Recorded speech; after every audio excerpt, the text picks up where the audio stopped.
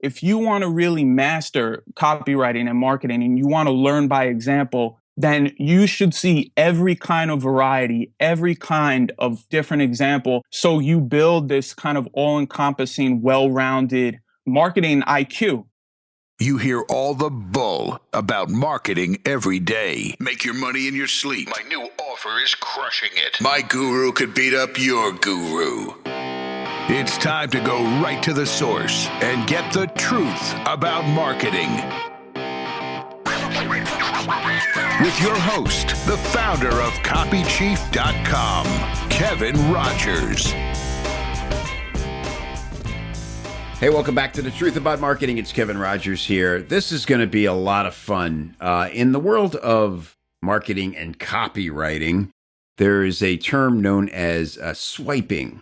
And essentially what it means is, taking the essence of a great ad, a proven ad, and using it as inspiration, as sort of a guideline to write something similar.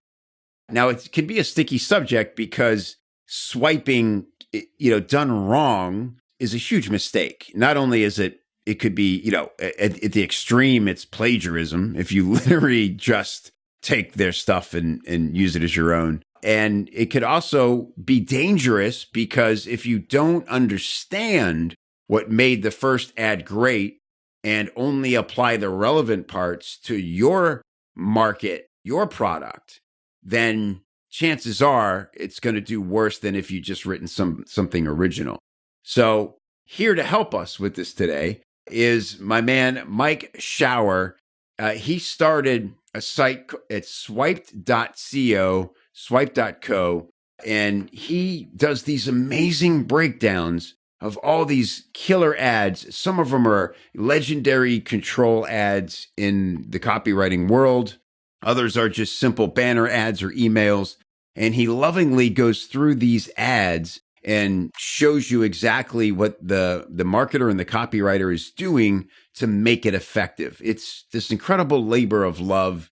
It's something every copywriter I know subscribes to and, just loves that it exists. And so I reached out to Mike and we've become friends and thrilled to have him on the show today. So welcome, Mike. What's up, man? Thank you so much for having me. It's an honor to be on the show, especially because you've been signed up from the very beginning since my first newsletter. So perfect person to have my first podcast with. I get the scoop. And you were just telling me that all the major players in our industry are on your list. You see these names of people who you've probably broken down their copy, and now they're signing up to your site to see what you do. Yeah, a little bit awkward sometimes. I'm not sure how they feel about it. I try to point out that any examples that I put on the site that I break down, I'm all about showcasing great work. So it's never to put anybody down. If you're put on the site, hopefully take it as a compliment. And that's why I like having swipe worthy in the top corner, where it's kind of like a stamp. You're saying that it's worthy of being swiped. And it's showing people that this is about honoring other pieces of copy and other work and not about, I don't know. I feel like swiping has this negative connotation. It's almost kind of unfortunate where, well, I'll put it this way. When I set up my Google alerts for swiping and swipe files to see what comes up, most of what I get is usually about Tinder, swiping for a certain celebrity or for a certain person. It's for politics, like Donald Trump taking a swipe at Ted Cruz, or even someone stealing something. So it's very rare that we actually find news about swiping in this way and swipe files and stuff. Right. So it has a little bit of a negative connotation, but on a deep level with this site, I want to change that. I want to kind of turn it around and focus on not just the actual swipe files and the actual ads, but the meaning behind them and point out the best practices. So I'm really trying to change around, in some sense, the way that people feel and think about them. Yeah, I tell you what, that is an important service that you're providing because done wrong, as I was saying, it's no good for you, no good for the person you're swiping from. Right. And, the wrong kinds of marketers do it wrong. And so today we're going to talk about, sort of the 5 mistakes that people make when they're swiping. You actually have 10 of these. You're going to share 5 with them of them with us today. And it's funny you mentioned about sort of the negative connotation. I spent my 20s as a stand-up comic, and the absolute worst thing that could happen to you as a comic is to be labeled a thief. And so if somebody ever implied that you swiped a joke, that you would go in immediate emergency PR mode to call every comic you knew and say, please stop this rumor, or like let them know it wasn't true. And so swiping, it's funny how that term, that idea can seem very negative. And like we said, man, if you do it correctly, it's just a great head start on how to write a killer ad. So you've been through like 300 ads now, for the site. Yeah, over 300. I have a little bit more than that overall, but there are over 300 that have an analysis and a description. So I approach the analysis in 3 ways. I have a summary that I provide. I have key takeaways, because I'm all about helping people with implementation. That's what I'm focusing the site around, is not just providing a certain amount of swipe files or a certain kind, but helping people actually implement them and draw ideas from them. So those are 2 ways that I focus on analysis. And the third way is my favorite, and that's having actual annotations on the ads. And they're not embedded in them either. They're digital. So you can turn them off and you can just look at the ad itself. Oh, very cool. So it allows me to mark it up a little bit, and I'm not sacrificing the work. It's not like I'm covering anything up. You can turn them off at any time. So that was my main focus in the very beginning when I first started it. That's what really drove me to create this site, is not because I just wanted to post a ton of swipe files, because people did that before. People were selling PDFs and images, and you put them on your hard drive and they get lost in a folder that you never check, and then you have to open them one by one, and it's a real pain in the ass. That was like a big problem that I saw. And so first and foremost, the most fundamental change that I wanted to provide was being able to easily search them and organize them. So that's why I categorize every swipe by niche, type. I'll point out if it's been tested, if I have like actual results about it, if it is a control, if it ran for a certain amount of years. And you can search all that stuff, and it just makes it super convenient. So that was one problem that I saw. The second problem that I noticed was that there wasn't a big variety. So usually when you would buy a swipe file from somebody, which sometimes they'd cost, hundreds of dollars, you'd be getting maybe classic ads, maybe some direct mail, maybe sales pages, like newer stuff. But there wasn't like anything more than that, really. So you weren't getting Facebook ads, banner ads. You weren't getting specific individual examples like maybe pop-ups or order forms. Yeah. So the way that I saw it is that if you want to really master copywriting and marketing, and you want to learn by example, then you should see every kind of variety, every kind of different example. So you build this kind of all-encompassing, well-rounded marketing IQ. And I love the idea of going through old and new and different niches and different types and making connections. And that's what I try to focus on in my newsletter, is looking for patterns and connections that just connect the dots for you, where it makes sense. It's not like you're just learning from a book or from a program. You're seeing it in real life. You're seeing real examples. And I think one of the best ways, if not the best way, I like learning by example the most. And that's what I try to do. And then, of course, the third problem that I saw was the whole analysis part, where people don't talk about the actual why behind why a particular example works. Right. And you were just getting a ton of PDFs, and yeah. Let's be honest, and most people forget about them, unless you're like a really active copywriter and you study this craft and you have, I know guys that have, files, cabinets, and they're all categorized, just like basically the service you're providing here. They've been doing, by hand for years, right? And people really regard their swipe file, but that's rare. Most of the time people are just using it for a one-time thing or collecting them on their hard drive, like you say, and then not doing much with it. So Right. My swipe file is bigger than yours. and that makes me an expert. Yeah. Yeah. I got this rare one. Do you have this one? It's like, well, what do you do with it? Hey, Right. it's cool it's kind of like you're an art collector and you go to your favorite art gallery and you like certain artists and stuff. That's why I like what my girlfriend calls the site. She says that it's like porn for copywriters. Oh, yeah. Totally. Yeah. And this all came from when she was sitting with me one day. This was actually response to my first newsletter. I don't even know. This might be too vulgar to say. But I got this response and the guy says, that Land Rover ad that you sent out gave me a stiffy.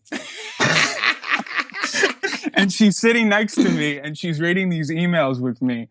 And she says, so basically this is porn for you guys. I'm like, yeah, I guess so. On a visual, on enjoyment level. Yeah, copy porn. Yeah. Well, that's the thing is like, hey, it is rare to master this craft, right? And especially looking through these classic ads, man. And I love that you've got them labeled classic. Yes. And, these are, like you said, not always available, really hard to find ads. Is there any kind of copyright issue, with posting some of these ads? They're just ads, right? So there's no copyright around them, yeah? Yeah, no. It's funny because people say, did you do like thorough research? And I always say, like, to be honest, I don't have to do that much research because I'm doing what other people have done before. Mm-hmm. I'm posting screenshots. That's completely legal. I'm posting ads. Tons of guys have done that before. That's legal. I'm just doing it in a new way. Right. Yeah, and you're teaching with it. I think I'm certainly not a lawyer and I don't play one on TV, but I think there is some fair use as long as you're teaching Absolutely. with it as an example. And plus, who's going to get angry? Has anybody come to you yet and go, dude, like, you totally missed it, or, called you out for being wrong about what you said about their ad or anything? One person, obviously I don't want to name names. Another one was pretty interesting. It was somebody who didn't want their face on the site. They don't like their face around the web. And I don't know how they caught it. One of their employees did. And so I just swapped in something else. They were in like a video. And so I swapped in something else. And then the other one, it was pretty silly. It really was. But, it's funny because it allows me to, and this was only 2 times, but if someone ever does contact me, I actually like how I get to get in touch with them and talk to them about it and learn more about, what I posted and like what their take is on it. And the one example where they said, you need to put something up there, like, we just want you to say, don't swipe it for your own use. We had an amazing conversation. And once I explained what the site was about and that I'm trying to showcase other works, I'm trying to showcase other people's work and honor other people's stuff.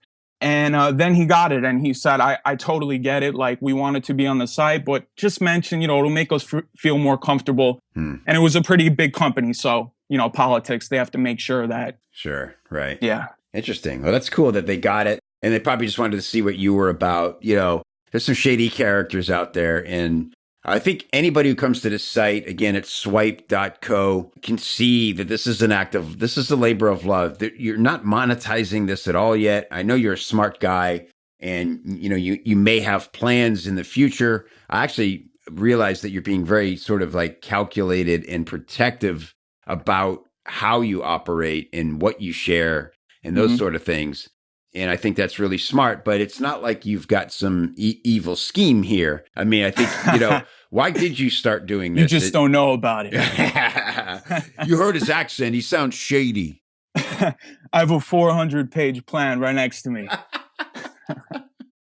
And a snarling Doberman sitting next to it. That's right. Right now, I have my pinky up to my lip like Dr. Evil. So that's you probably get asked that a lot. Like, people go, why? Like, what's in it for you? Oh man. Well, I got to say that I started this as a fun side project. And honestly, Like I had this idea since probably 2012, but I just wasn't ready for it. I didn't see how it would all come together. Mm-hmm. And then I believe it was January or February of 2014. And man, I was just hit with like a massive surge of inspiration. Mm. And I was so excited about the idea because, to be honest, if I wasn't the owner and the founder of this, I would be a user. Like I'd be an excited user. I'd really want to use this. So to me, this is kind of like my dream site, as a marketer. And Yeah. so it really is fueled by my own excitement. But more than that, once I saw that people started gravitating towards it and I saw that other people felt the same way that I did and they wanted that same kind of platform, it really, fueled me up where I started thinking a lot bigger about this, where Mm-hmm. I just took it to the nth degree in my mind and I have so much more planned. I mean, this is just scratching the surface. I'm really going all out on this, but I got to say that beyond any potential money that I can make off of this, and like you said, I haven't monetized it at all now, but I have benefited so greatly from all the connections that I've made and all the people I got in touch with. Mm-hmm. And I think I had mentioned before when we were talking that in the beginning, and I still do this, I would monitor like every person that signed up. And if you look in my subscribe form, at first it's just a name and an email. But once you put in your email, a field to put your website in appears. And the reason I put that there is because I wanted people just to put in their website so I can learn more about them. Mm-hmm. And I check everybody's site. And then if I thought they were interesting, I'd contact them. And so I've contacted so many people and built so many relationships from it. Mm. And that alone, even if I stopped right now, and not to stop the site, but even if in terms of value, if I stopped right now, I feel like I've benefited so much, and it's been amazing. It's been incredible to just get in touch with people that feel the same way that I do, and Right. I think that's what's so great about this, and what's so key for me is that these are people that I'm the user too. I'm not just the Right. founder; I'm also the guy that would want to use the site. Yeah. And that's the thing is like, cause you're not a copywriter, right? I don't consider myself a copywriter alone, but I integrate it into the consulting that I do. So first and foremost, I started off as a web designer. Design was always my first love. Mm-hmm. And pretty quickly, I started integrating marketing strategy and psychology and conversion optimization into it. And I've always been a pretty decent writer. And I found that naturally I was doing the copywriting when I was working on a website. And it wasn't until someone said to me, you realize that that's not part of, being a designer. Like I said, well, I'm not going to put out a website that has like shitty copywriting. Right. But the design, I mean, that's just not in my interest. I'm not going to create beautiful design for something that, copy is so important. And that's when I started actually getting into copywriting. So I integrate it into what I do, but I'm not strictly a copywriter, so I don't call myself that. Gotcha. And so, David, you're not for hire. You don't have clients that you write for. None of that stuff. Well, I've been consulting the last 6 years now. Okay. But it hasn't been like, I want a sales letter written and I want you to write it. It's been more like, okay, my brand needs to develop. I need to create a new site, and they don't come to me with any copy. And so I'll say, well, do you have anything in mind in terms of what you want to write? And they'll give me an idea, and I basically create all the copy for the site. So it could be, I've never done like a long page sales letter. I've done short form. I do it a lot, but it's not in the formal copywriting way. But obviously, I'm a huge student of it. I love it. Obviously, yeah, you're an expert. You can't dissect as many ads as you have, pointing out the science of the psychology behind them and really not become an expert at this. It is one thing to study it and another to like perform it, but you get it. you're big time expert. And do you get a lot of offers? Do you turn down offers from people to? All the stuff on the site is ghostwritten. No, I'm joking. You're just the mouthpiece. Yeah. There was an exhaustive search out of thousands of people who auditioned to be the face of Swipe.co. I own 1% of this company. That's hilarious. You're the Mike Dubin of swiping. It's so funny. Wait, where were we getting at with this? I was just asking if people come to you. I'm curious if people come here, like business owners, companies, and just make the natural deduction that this is the guy we need writing our copy because he understands it on such a deep level. Yeah, I have been approached. I've worked with a few people, but it's been more on like in terms of coaching and consulting where I'll get on a call with them and I'll go through their site and their copy and I'll give suggestions, but I may not write it. Right. And I could, it's just not in my interest at the moment. And to be honest, to scale this site up, like all the work that I put into it, I'm trying to get away from consulting. Yeah. I don't want to take anybody, honestly, in the next few months because I want to completely focus on this. And I think in the past, I wouldn't say it slowed me down because I don't like to look at it like that. Mm-hmm. It's been a great progression. But because I've been consulting so much, this has been more of a side project. And I don't want it to be a side project anymore. Gotcha. I want this to be my main thing. Yep. So it could be even better. Absolutely. Awesome. So cool, man. All right. So let's talk a little bit. Let's go through these 5 things. Yep. And these are important. Again, coming back to the point of this. Now, usually on the show, I ask somebody, what's the one thing you've done that has, produced the most surprising results? Now, the fact that you're not monetizing this and not marketing it, I'll ask you the same question in a different way, and then we'll dive into these 5, okay? So what's the one thing that you've seen done in marketing that produced the most surprising results? Ooh, that I've seen done. I wasn't ready for this question. Going through all these swipes, what's the thing that you're like, why did that work? Oh, okay, I got it. Like going through the swipes. I'm trying to think now. Because, man, I go through so many different ones and I'm like so impressed by all different little facets, that I come across. I'm trying to think. So in terms of like how the copy is, like how it's selling. Yeah, like say it's a headline where it just seems like, wow, like who had the balls to even test that, right? Or I think if Eugene Schwartz did all these things that just seem so almost borderline unethical because they just seem like there's no way you can prove this. This can't be real. And yet you start to read the copy and you're going, I believe you. And now I want this. And now I'm buying it.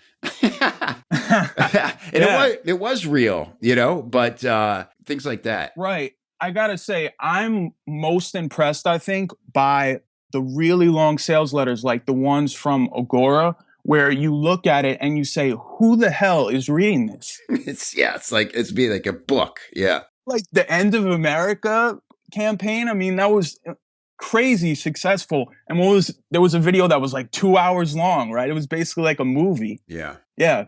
And I love dissecting those ads because they have like every element, every component that you need for a great sales letter, but they're super long and I think this is like the thing that I've been most impressed by, the concept I've been most impressed by, which I'm going to get into with the 5 mistakes that we're going to discuss too. Mm-hmm. And it's the big idea and how amazing the big direct response companies like Agora, they nail that, where every single promotion they have, it has like a big crazy idea. I have one on the site that was like a photo of this.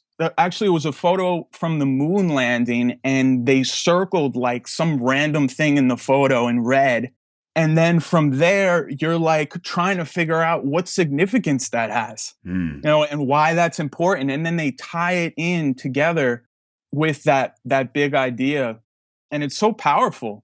I think that's like one of the biggest lessons to learn from them. And they have it in all their books. And I think there's one called like Copy Logic, where they talk about the process. Yeah, that is their process of sort of not judging. That's the whole point of it. It's Yeah. like not judgmental, but reviewing each other's copy as a team. Yeah. And they look for, is it confusing? Is it boring? Is it uninteresting? And or unbelievable? And yeah, cool. And one more thing that I want to point out, Mm-hmm. because I love, just having fun with this stuff and not being too serious. Yeah. And the two people that I've really gravitated towards, and I love their fun approach, one of them is Howard Gossage, Okay. the ad man from like the 60s. His stuff was hilarious. He has ads like win a kangaroo. It was for an Australian airline. And then another one, it was for a gas station. And he said there wasn't anything interesting about gas stations, so we're going to sell pink air. And that was the big incentive, like send in for pink air. And then the other copywriter and company that I love is Green Tree Press, and I believe it's Bug Wekesser. Is that how you pronounce his name? Yeah, or Wackershing or something. I forget. Oh, is it? Oh, Yeah. okay. Oh, I was way off. But the headlines that they used were so funny. Mm-hmm. Like one of them is about a pig can fly, and another one is like, I got revenge on my husband. Yeah, they're just like really funny ads. And I love how they have these funny ideas and then they tie them into the copy. So you could have this fun personality with it, and it can be enjoyable and you can still get the point across. So everybody's style is different, but Right. yeah, I love that style. Yeah, I'm sure we both wrecked his name, and then the real copy geeks we're gonna hear from them all. Oh God, man, forget it. I write like a single typo in my email and I get 10 emails back. I mean, I appreciate those people, and I make a lot of typos, and I learned a long time ago, speed over perfection, and I'm just thinking these poor people are never going to make money because, you don't get paid quite as much to review, to find tiny mistakes than you do to make great offers. right. But speaking of finding mistakes, you've got 5 that people make when they're swiping. These are really important. Going back to what we talked about at the top of the show, swiping is a good thing if done right. Here's what to not do so you don't screw it up. So what's the number one mistake, Mike? Okay, so number one, which I've kind of gotten into already, and this is what the number one thing that the site is focused around, and that is not understanding the why. Why does a particular promotion work? Why was it successful? Trying to understand what were the psychological devices, what were the emotions being triggered, and just seeking to actually look behind the curtain and look at the fundamental principles in copywriting and in marketing and figure out what you can draw from a particular promotion and have an actual purpose for using it, versus just kind of blindly taking an ad and then because you heard somebody else say that you should use it, like another guru says, swipe this promotion. It was done by a great copywriter and it was proven to work. Well, that's great. I mean, that's a good reason to put it in your swipe file, but then where do you go from there? And if you're an experienced copywriter, sure, you'll be able to dissect it yourself. But most people don't know how to do that, and that's why I try to teach that as best as I can and demonstrate that as best as I can on Swiped, because it's the number one most important thing. Yeah. You kind of write in the introduction to the ad, sort of like what the why. You sort of summarize right there, huh? In the introduction, I think the best way, though, that I focus on the why is in the key takeaways and the annotations, because that's where I get really specific. So I deep dive into, maybe like where someone is building up their credibility, a guarantee, just little segments that normally you might gloss over, especially people breeze through an ad real quick where they don't actually read it. I find that a lot too, is that people don't really read through it and try to dissect it. And that's why I feel like me doing that for you makes it easier for you to draw out takeaways and also to encourage you to do it yourself. Right. Use what they did here, but in your own stuff and in your own way. Right. Exactly. It's like I was telling a friend of mine the other day how when I was younger, I used to love emulating the swings of popular baseball players. And I remember when I was in Little League, I had quite a grumpy, cynical coach, especially for coaching a 8 to 10-year-old team. And he took me aside and he said, "What swing is that? Like, what is that?" And I was all excited. I said, "Oh, that's Frank Thomas's, stance. I'm emulating it." And he said, "No, no, no, that's not going to work. We got to cut that out." And, and so now I'm thinking, oh, okay, well, maybe Derek Jeter, maybe Ken Griffey. I didn't know what to do after that. But I found it so interesting how later on, like I saw this documentary and it was all about swinging mechanics and all the little nuances that batters do, that players do to perfect their swing, how far away they stand from the plate, how they tap their foot or move their bat for timing purposes. And I thought it was so representative of how important it is to know the meaning behind swipes, because when I was batting or thinking I was batting, like the slugger Frank Thomas, it was just by appearance. I didn't really know what was going on. And if I did, then I would have been able to take what I learned and say, okay, this is the goal. Now, what can I do? What can I do to achieve that goal in a way that fits me, personally? Right. My own, yeah. That's brilliant. I love that. It's really interesting about do you ever see, there's a clip on YouTube. I remember seeing this on Letterman. There was a guy who could do it seemed like endless batting stances and he would just rattle through them one after another. Did you ever see that guy? No, I haven't. I'll send, and I'll load it up in the show notes. The guy name is Gar Ryness, I think. And it was just hilarious because Letterman would just sit there and read a list of all the batters and the guy would switch into the other guys. And you'd be like shocked at how many you actually recognized, Like you don't. Oh man, you don't he think would have about been my hero. Yeah, you don't think about somebody's stance that much until you see an impression of it, right? Yeah. Really interesting. That's cool. That's I got to check cool. that out. Yeah, I'll definitely send that. Okay, cool. So that's great. So what's number 2? So number 2 mistake is that if you don't know how to actually swipe, there's a lot of talk that goes on the internet that swiping is word substitution, that you're just taking a promotion, you're taking a sales letter, and you're changing around the wording so it fits for you. Yeah. And well, first of all, that's the easiest way to get into a plagiarism trouble. Right. And second, if you're just swiping in, if you're just putting in your own words, you're not really putting any creative thought into it. You're not thinking about your market. You're not thinking about a big idea. You're kind of putting another ad first, like you're taking a mold that's existing and then hoping that you can fill it up with your own stuff and it's going to work perfectly, which is so far from the truth. And it's the worst strategy to take. You're putting yourself at risk in a lot of different ways. At the same time, if it's a headline, if it's like a guarantee, something where it's just a few sentences, I mean, sure, you can make the case for that. But beyond that, what people really should be doing, and I'm going to mention a few different ways that you should swipe. One of them is formatting and positioning.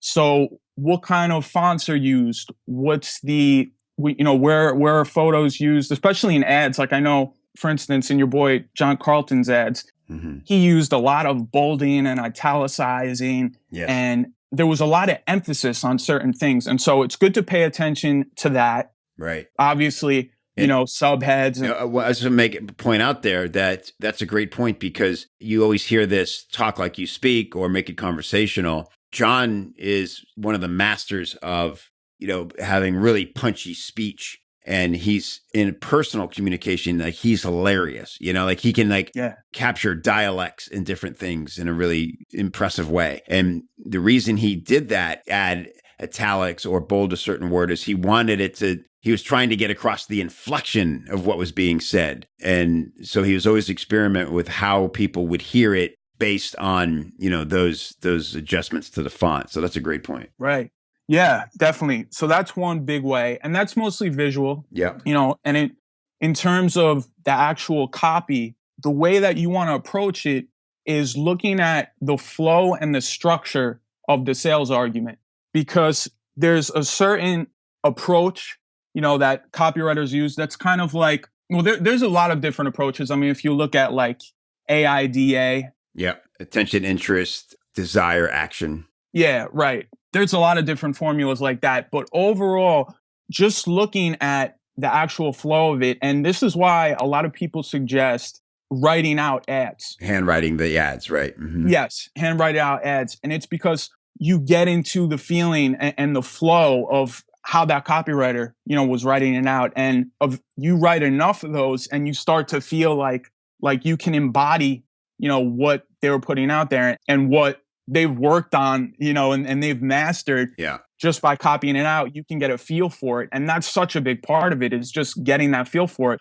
But more than that, on a more logical level, analytical level, you can go through sales letter and you break down all the different components. So the opening, problem agitation, the solution, your own credibility, the guarantee, risk reversal, and so on. And breaking that apart and then using that as your own structure, using that as the template where you could, fill in your own details in your own copy and draw from other work. That's the way to go. And you doing that, you're not going to run into plagiarism problems, Yeah, great point. And I'll add to what you said about hand copying ads is an important thing. And I always add to that for people kind of what you said, your number one, which is when you handwrite an ad or you read a great ad, always think to yourself, what's one thing I would change about this ad that I think would make it convert even better? And the reason that's important is because you want to develop your own critical thinking about how marketing works, why people are persuaded or influenced or compelled to act, right? So great point and an important sort of, addendum to that. Yeah. And I saw that video that you put up. I think you created a short video. Right. Yeah. And it's something that Gary Bencivenga, some advice he gave me early in my career when he stunningly replied to an email I sent him. And that's kind of the advice he gave me was, yes, study great ads, one a day, right? But ask yourself, what would you do differently? And I thought wow, that's huge. Awesome. So, okay, great. So we on to number 3? Number 3. Yeah. So the third mistake is swiping a big idea, a main concept. And what I mean by that is, so we were talking before about a big idea, and a big idea is something that's unique, compelling, it appeals intellectually, emotionally, and it's basically the theme and the driving force of your promotion. So if you're taking a big idea that's used in a particular promotion, then it's not a big idea anymore. I mean, you're just copying somebody else and people have already heard it before, and you're not being unique. You're not showing how you're different from everybody else and how you're different from your competitors. So it's important that when you're modeling a promotion, you're looking a little more loosely at how it was put together. And again, going back to the structure and the flow, that's really what you want to pay attention to, because when you get into trouble when you focus too much on the actual messaging. So it's a good idea to study how others come up with big ideas, like Agora does. They're great at that. Mm-hmm. So you look at how they have certain qualities, like how they're benefit driven, how they're original, how they tie into, maybe a current event and the beliefs of what their market is already thinking. So study it in order to come up with your own, but never, ever actually take someone else's theme and use it in your own sales letter. Yeah, great point. So like some people understand big idea. You mentioned earlier the end of America, right? So basically what they're doing is they're talking about how the dollar's losing value, and that's an opportunity for investors. But that's been said a million different ways. But they equated, value of the dollar with everything that America stands for, end of America, right? And so now it's this big idea. This, like you said, it was like a movie theme, right? That's when you have a big idea. If you could sell it like a movie idea, then you're onto something good there. And you don't want to try to swipe that and say, the end of dental implants. It's it's not as effective, Carlton jokes about, you think he was joking, but people have literally sent him, asked for what he thought of their ad, and it'll say one-legged accountant from Poughkeepsie, New York, and he's going, I think you missed the point, So oh, it's still interesting. Yeah, I guess so. You'd still want to read on, wouldn't you? Yeah. Yeah. Amazing secret of a one-legged accountant. Watch to see how he does your taxes on one leg. He'll balance your books and himself at the same time. That's right. All right, cool. What is number 4? All right, number 4. So this goes hand in hand with what we were just talking about. And that is, the mistake is if you don't pay attention to market sophistication. So market sophistication, I believe, was first mentioned by Eugene Schwartz in Breakthrough Advertising. And basically the concept is that over time, a market is going to become more used to certain messaging and offers. They're going to become more sophisticated to it. And so they're not going to respond to it in the same way. So an example would be like when the internet first came out, make money using the internet would be extremely appealing because people would not think that they can make money on the internet. And then as the market becomes more sophisticated, then maybe it would be like make money online with SEO. And then it becomes more sophisticated. And then you have to introduce some kind of unique mechanism, like make money online with SEO using my proprietary Ninja SEO machine, or some bullshit like that. Right. It just gets more hypey and right. Like what else can we promise to make this sound new? Right. That's right. My trademarked intellectual property, driven program. And yeah. It's a money spigot that you couldn't turn off if you wanted to. I just love that one. I won't be able to stop the money. I want to have that problem. 20 years in the making. Oh, God. Oh, good. All right. So where was I going with this? Oh, so. Yeah, marketing sophistication. Yeah, marketing sophistication. So let's say that you take one of the classic ads that we circulate around so much. So let's say like a Gary Halbert weight loss ad. Mm-hmm. Well, if you're in the weight loss niche and you figure, oh, this worked really well, this was proven, I'm just going to steal this. Well, if you're actually copying the messaging, you're going to be in trouble because forget it, weight loss, that market has advanced so much. Oh, yeah, right. Since the 90s, even from, last year. Every year it gets more sophisticated. And so you're really going to fall flat if you actually try to model the messaging of older promotions. Now, I do have one tip though, and that is, I thought this was pretty cool. I suggested this to a buddy of mine before, and he said it worked really well. And that is that if you're working in a particular niche, if you're trying to create a promotion for a particular niche, get the latest sales letters that are working really well.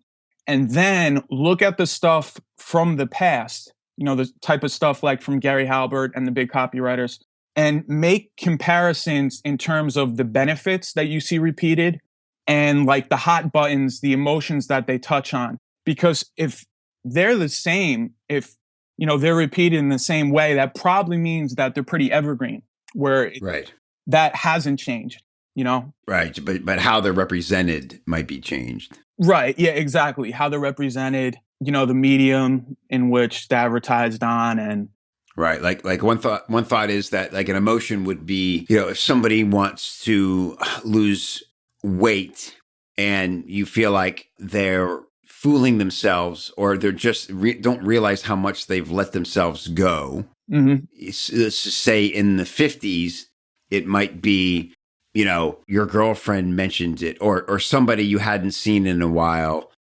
commented on your weight or something they would do back then. Right. And then you were like shocked to think that anybody even noticed.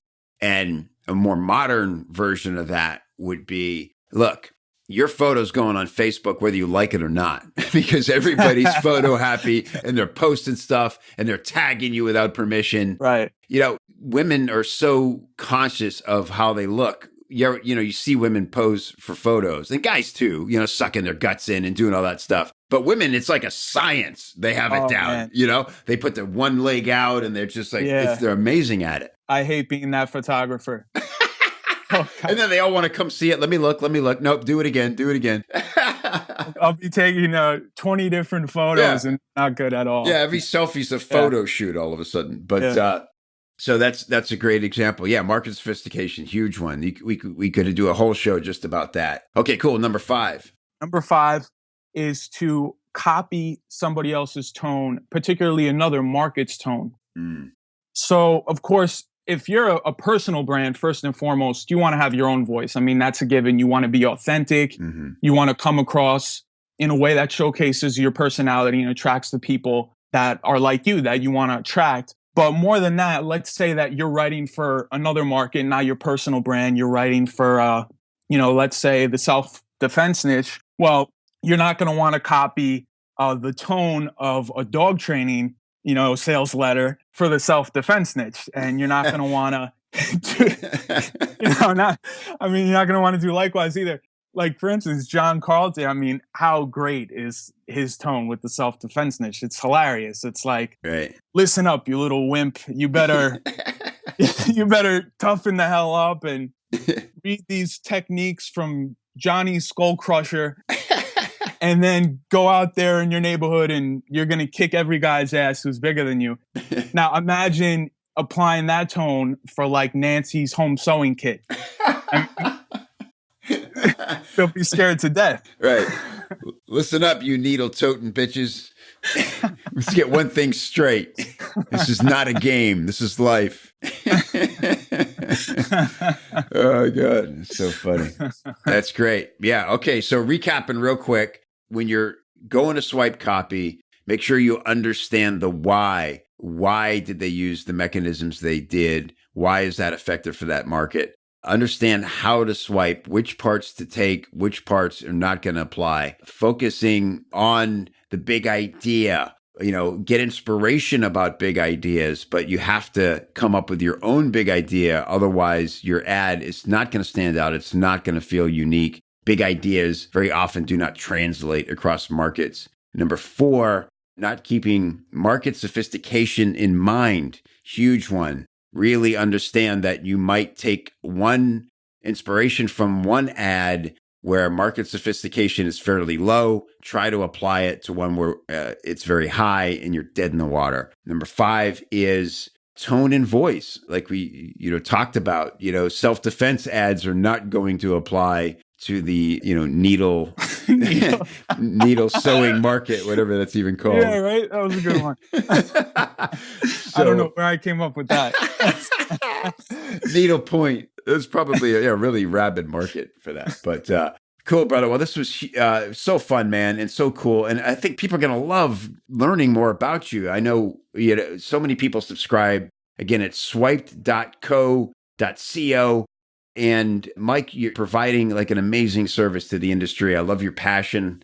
I love you're just a cool dude, man. So champion of wherever the hell this is headed, the big mystery will be revealed over time, but the evil plan. The evil plan. Go get on the list and get these amazing breakdowns of not only classic ads, but, Facebook ads, all the stuff that you see every day and you encounter. Mike's breaking down why these things are working. He's figuring out which ones have been tested, which ones are the controls. So, man, just one of the most valuable things you can have as a business owner, as anybody who's spending money to make money in the world needs to be on the list at swiped.co. Mike Schauer, you're a beast, man. Thanks for being here. This was a ton of fun. Thank you, man. Thank you so much. Really appreciate it. Yeah, man. Let's do it again.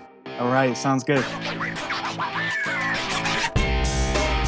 Hey, thanks again for listening to the Truth About Marketing podcast. If you like this show and you think other people would like this show, the best way to spread the word is by reviewing and rating the show in iTunes. Just log in, click review, leave a big old fat 5-star review, and let everybody know that you dig the show so that they can dig it too. To get all the links and resources we mentioned on today's episode, please go to copychief.com/TAM, as in Truth About Marketing.